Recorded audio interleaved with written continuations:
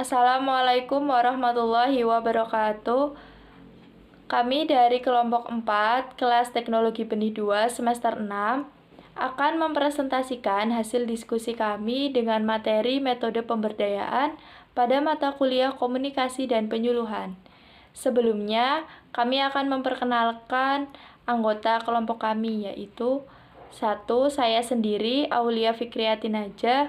2. Muhammad Yusril Irawan. 3. Nur Aini.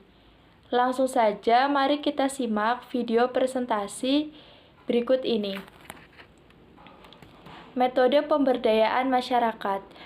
Dalam metode pemberdayaan masyarakat ini ada dua, yaitu metode RRA atau Rapid Rural Appraisal dan metode PRA atau Participatory Rural Appraisal.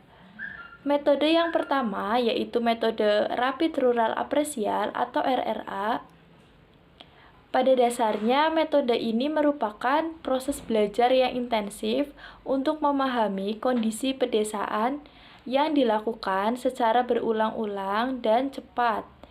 Menurut Somes Kumar tahun 1991, RRA ini dapat diringkas dalam dua kata, yaitu real dan learn, yang mencakup aspek-aspek sebagai berikut. Yang pertama, menghormati masyarakat.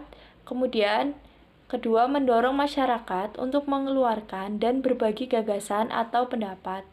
3. Mengajukan pertanyaan. 4. Mendengar dengan penuh perhatian. Serta yang kelima, membuat catatan. Kemudian, pengertian RRA. RRA atau Rapid Rural Appraisal merupakan metode penilaian keadaan desa secara cepat yang dalam prakteknya kegiatan RRA ini lebih banyak dilakukan oleh orang luar dengan tanpa atau sedikit melibatkan masyarakat setempat. RRA ini dengan waktu yang cepat dinilai lebih baik daripada teknik-teknik yang lain. Kemudian, konsep dasar dalam metode RRA ini ada 3, yaitu perspektif sistem, triangulasi dari pengumpulan data, serta pengumpulan data dan analisis yang dilakukan secara berulang-ulang. Assalamualaikum warahmatullahi wabarakatuh. Perkenalkan, nama saya Muhammad Yusril Irawan. Di sini saya akan melanjutkan presentasi dari teman saya tadi. Di slide berikutnya ini ialah prinsip-prinsip yang harus diperhatikan dalam RRA. Yang pertama, efektivitas dan efisiensi, kaitannya dengan biaya, waktu, dengan perolehan informasi yang dapat dipercaya yang dapat digunakan dibanding sekedar jumlah, dan ketepatan serta relevansi informasi yang dibutuhkan. Kemudian ada hindari bias melalui introspeksi, dengarkan, tanya secara berulang-ulang, tanyakan kepada kelompok termiskin, seperti itu. Kemudian ada triangulasi, sumber informasi, dan libatkan tim-tim multidisiplin untuk bertanya dalam beragam perspektif. Kemudian ada belajar dari dan bersama masyarakat, ada pula belajar cepat melalui eksplorasi, cross-check, dan jangan terpaku pada bekuan yang telah disiapkan. Lanjut, untuk slide berikutnya ada teknik untuk melakukan RRA. Yang pertama itu ialah menentukan responden yang berasal dari masyarakat yang akan diwawancarai. Kemudian ada dilakukan dengan wawancara kepada masyarakat secara acak dan menempatkan responden untuk lebih aktif dalam wawancara semi terstruktur. Dalam hal ini diupayakan wawancara menghindari keterlibatan tokoh masyarakat perangkat desa dengan tujuan untuk mencari informasi yang didapat lebih maksimal tanpa adanya pengaruh-pengaruh dari pihak itu. Kemudian ada teknik penggalian informasi yang kreatif saat wawancara. Tujuannya ialah agar masyarakat tidak merasa jenuh ketika diwawancarai dan menghindari pertanyaan yang mungkin sensitif bagi responden. Seperti itu. Lanjut, yang selanjutnya ada metode PRRA. Konsep dasar pandangan PRRA adalah pendekatan yang tekanannya pada keterlibatan masyarakat dalam keseluruhan kegiatan. Metode PRRA bertujuan menjadikan warga masyarakat sebagai peneliti, perencana, dan pelaksana program pembangunan, dan bukan hanya sekedar objek pembangunan. Slide berikutnya ada pengertian PRRA. Pengertian PRA menurut Chamber tahun 1995 ialah suatu metode pendekatan untuk mempelajari kondisi dan kehidupan pedesaan dari, dengan, dan oleh masyarakat desa.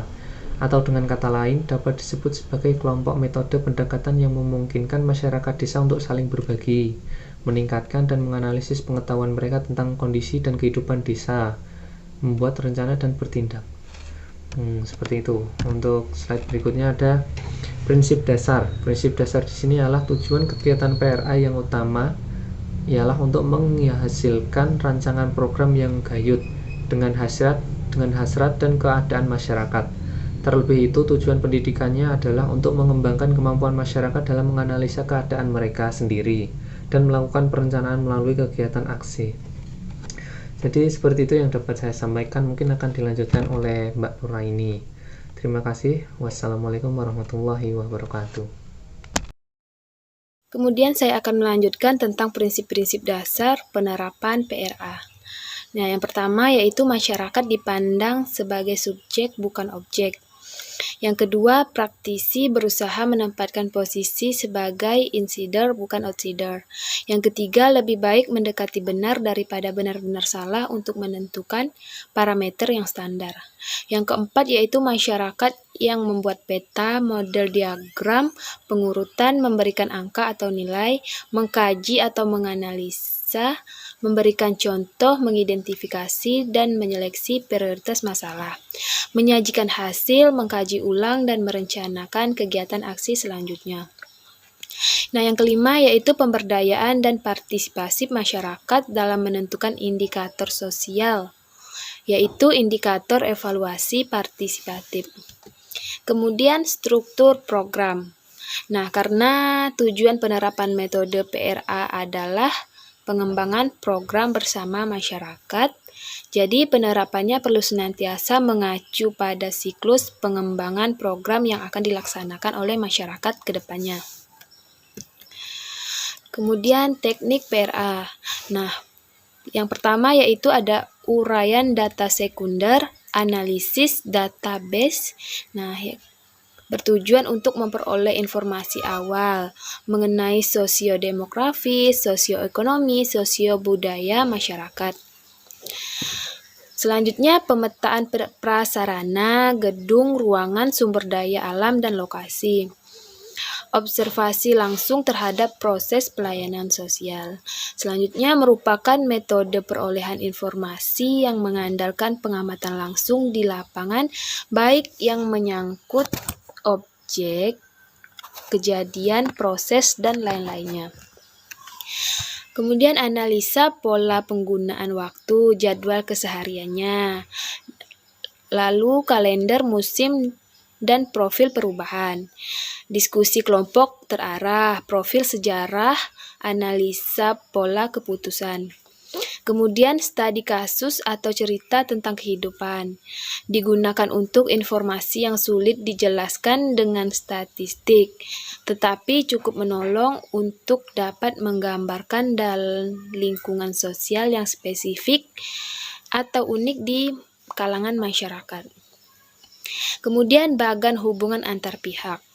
Menggambarkan hubungan antar pihak yang terkait dalam kehidupan bermasyarakat, digunakan untuk mengetahui mekanisme vertikal atau horizontal antar sumber sosial yang ada di masyarakat, serta pandangan antar sumber sosial terhadap fungsi sumber sosial tersebut. Kemudian peta mobilitas masyarakat. Nah, yang terakhir yaitu memperlihatkan lingkup gerak dengan menggambarkan sumber-sumber sosial mana yang diakses masyarakat dalam suatu jangka waktu tertentu. Nah, itu saja yang dapat kelompok kami sampaikan. Kurang dan lebihnya kami mohon maaf. Saya akhiri. Wassalamualaikum warahmatullahi wabarakatuh.